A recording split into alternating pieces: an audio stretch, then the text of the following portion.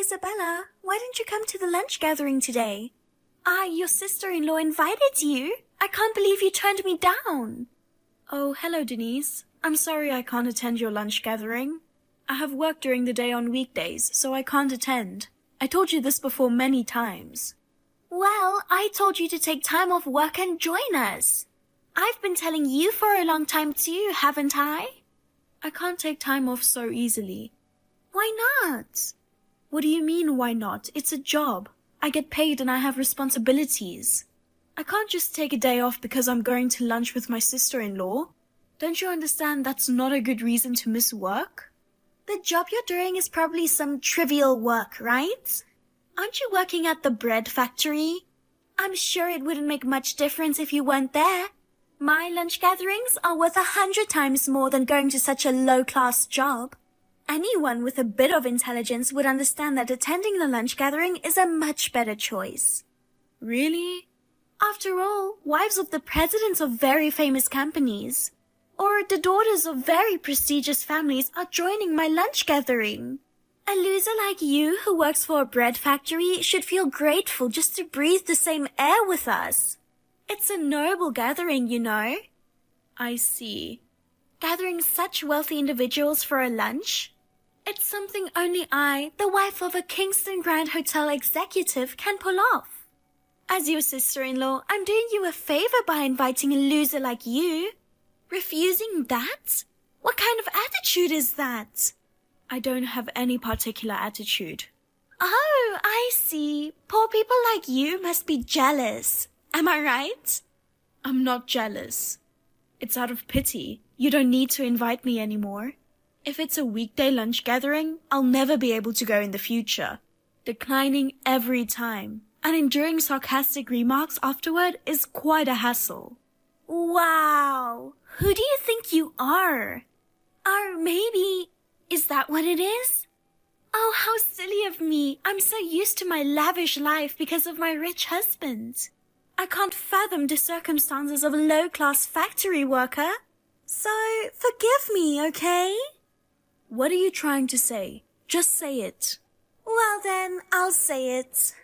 You are so poor that you can't even pay for a lunch at hotel. You can't make ends meet without both spouses working, right? I'm so sorry. I see. What's so funny about it? In this day and age, it's not that uncommon, is it? Hey, don't get me wrong. I'm not saying that it's a bad thing.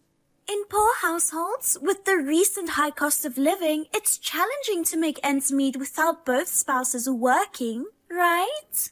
But for you, my brother's wife, not having money for lunch is truly pathetic. My father is the president and my mother has never done household chores.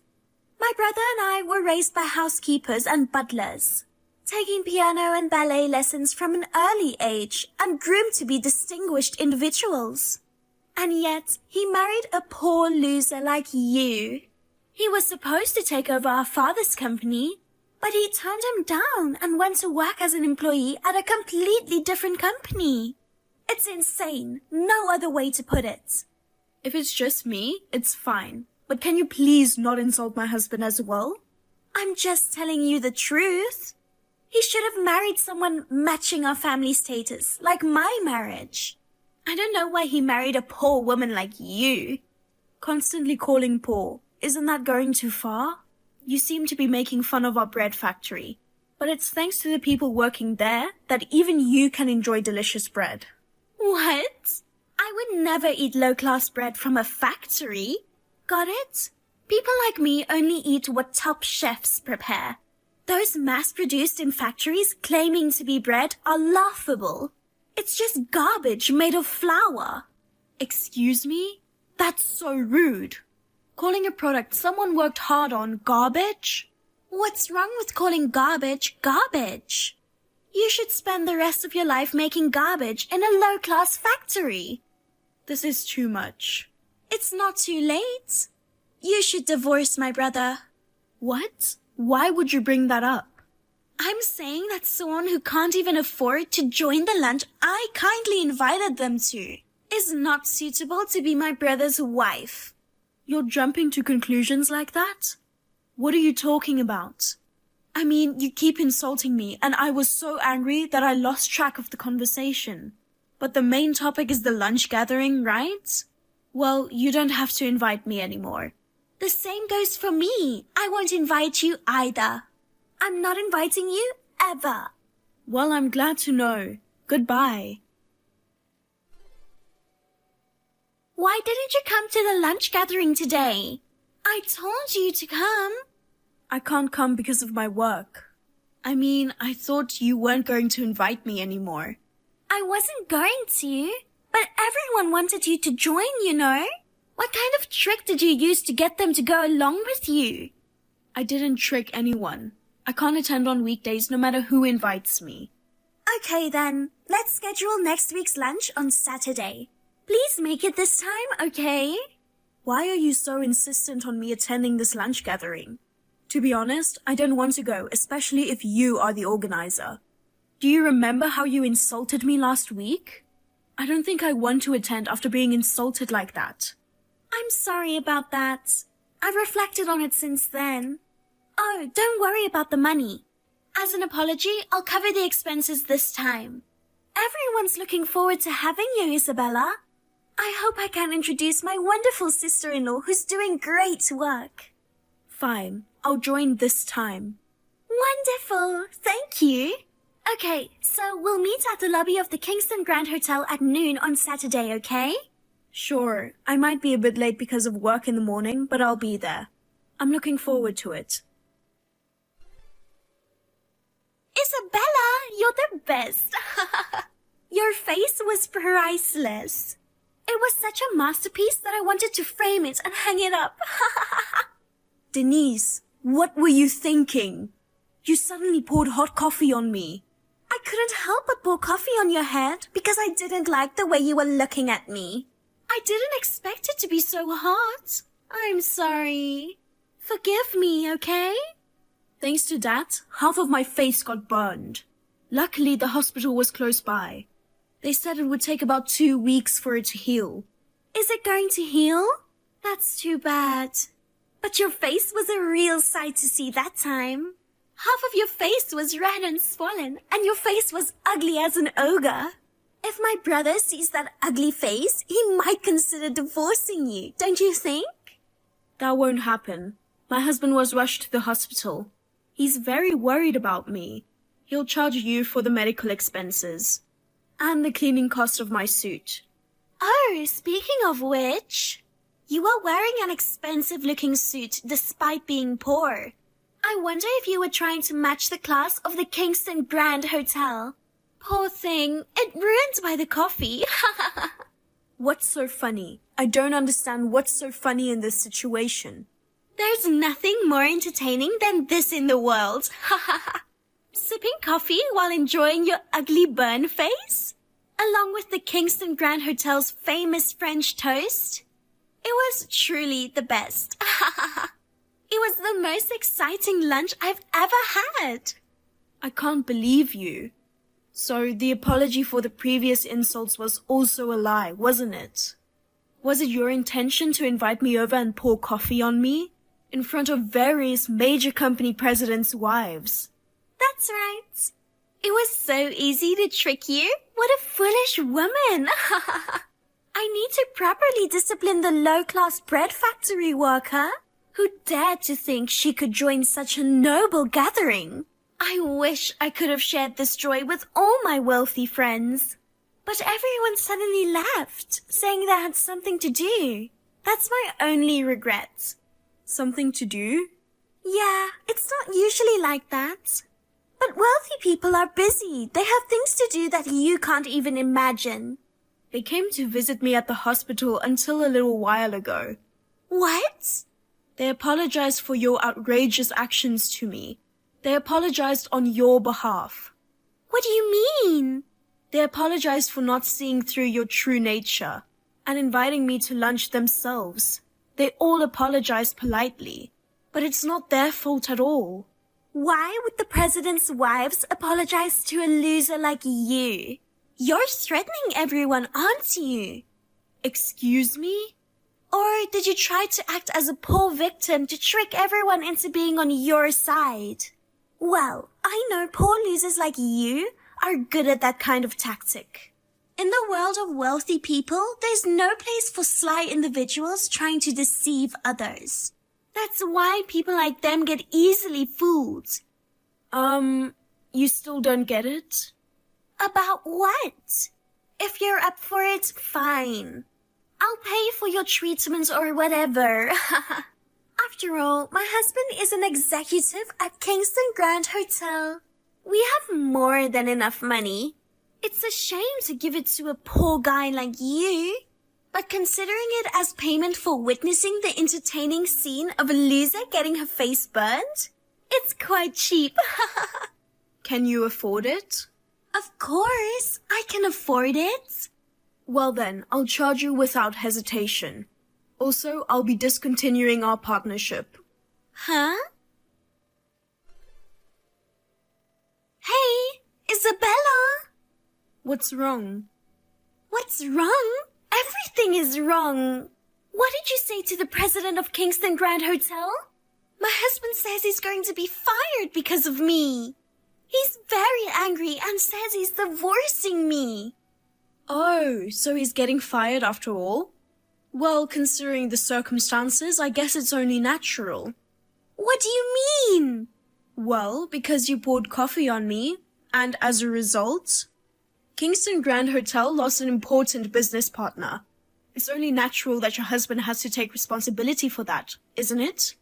What are you talking about? What business partner are you talking about? I'm talking about Star Bakehouse. It's my company. What?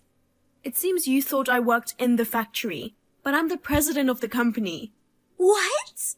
The president? We are the supplier for the bread for Kingston Grand Hotel. You said you wouldn't eat bread made in a factory, but many of the guests have given it very high reviews. They say it's delicious. What? Wait a minute, I remember people talking about how the hotel's breakfast bread had a taste like high-end bakery and was fantastic. I heard that some guests come to stay just to try the bread. Yes, thankfully. All the bread served at breakfast is made by us. French toast for lunch and dessert, and bread for dinner. Most of them are produced in our company's factory. Oh, so that French toast I had...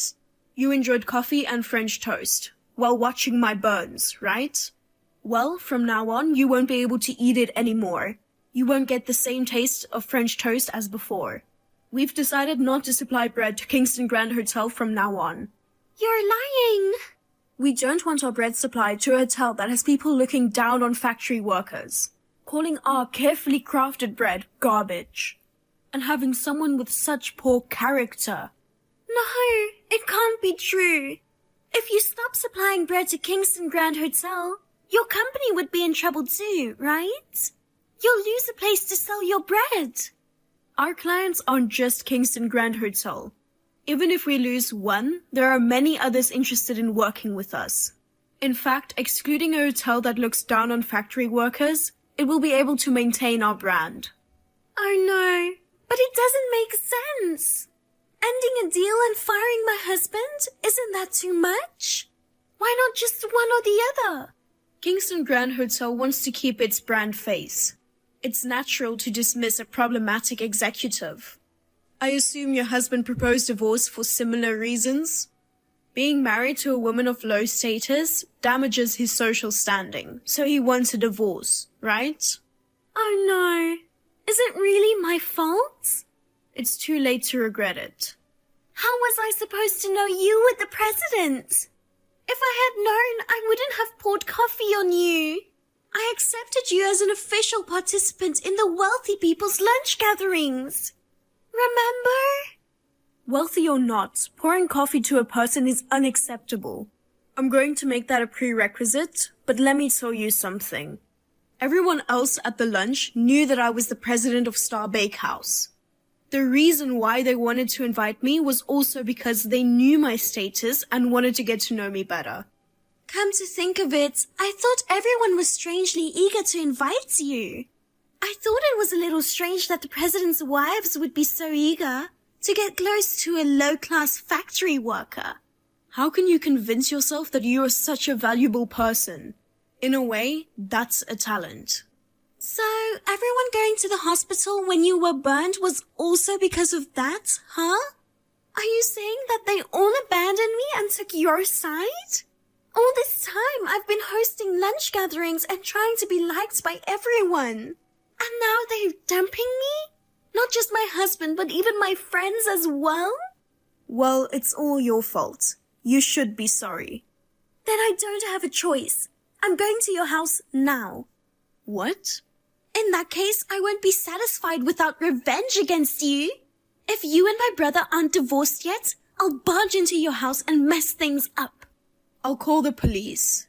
Even if you say so, what about my brother? What?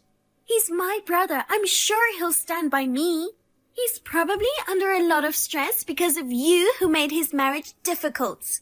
If I went to your house and explained to him, he would divorce you and go back to our parents' house with me and live a splendid life that matches his family's status. Are you an idiot? What? Do you know why my husband didn't inherit your father's company? Because of the high-status family, the dignity and manners. From a young age, he was forced into a constrained life by his parents and sister.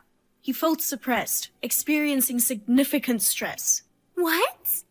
After getting married and starting a family, he finally became free. I don't think he'd easily give up on his current life. My husband and I are both working hard at the jobs we want to do.